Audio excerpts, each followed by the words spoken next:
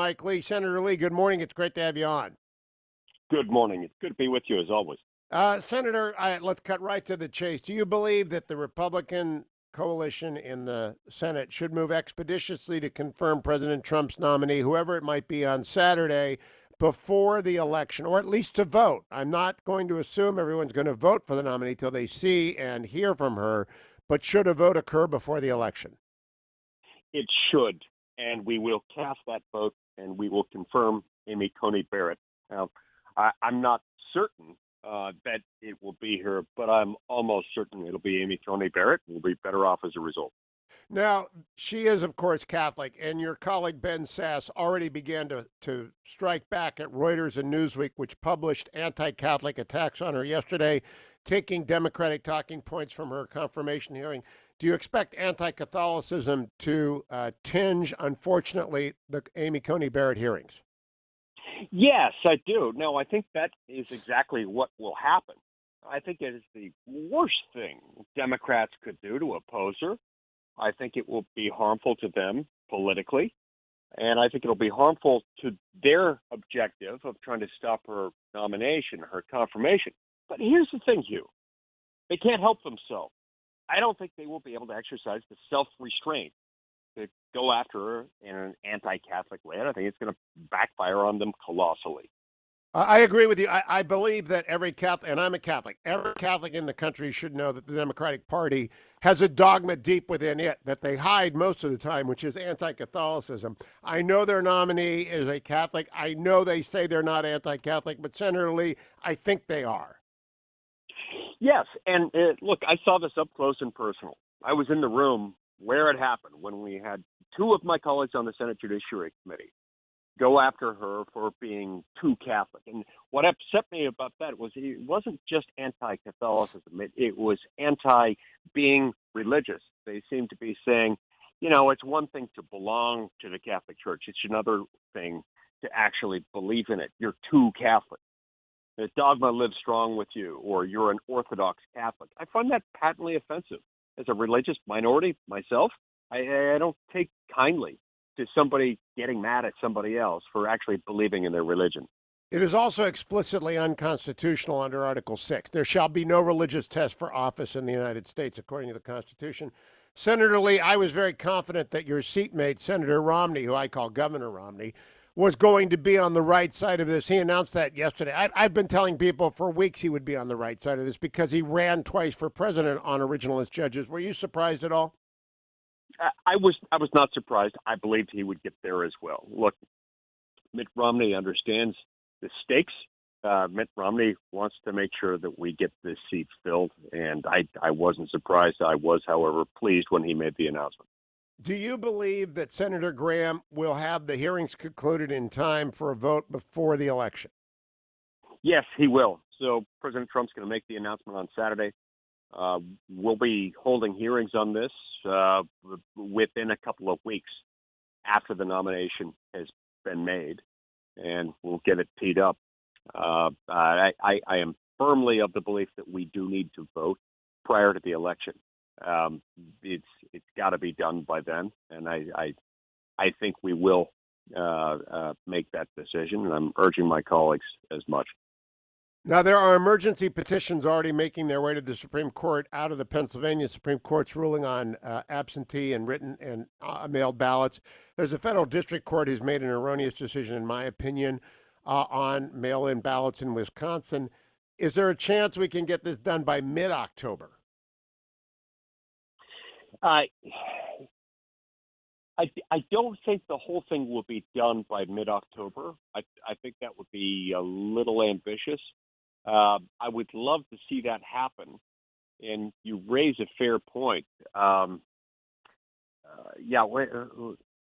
are things we can do to move it along. Keep in mind, Amy Coney Barrett was confirmed by the Senate less than 3 years ago. So we've got most of the information we need about her. We already have.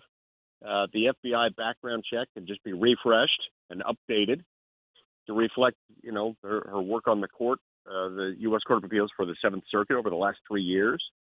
And we should be ready to go. So there's no reason why we couldn't have these hearings quite quickly. I don't know Senator if we Lee, could pull it off by mid-October, but probably soon thereafter. I hope it's mid-October. 4 of the 5 nominees on the list, Amy Coney Barrett, Joan Larson, Barbara Lagoa, and Allison Rushing, have come through your committee in the last 3 years. Kate Todd would take longer if she was actually the nominee, but I don't think it'll be her. I think it'll be one of the 4, and it's likely to be Amy Coney Barrett. You've all done this. You could already circulate. Could not the committee staff pull up the proceedings of all 4 of those judges and circulate them? So even though the formal choice won't be until Saturday, you'll have all of the work product you need to start reading today if you want it. Yeah, that's absolutely right. There's no reason why members of the committee shouldn't start doing their work on these judges right now. And so for any of them who might happen to say, we need a whole lot more time, they ought to start taking that time right now, and they can be that much more prepared.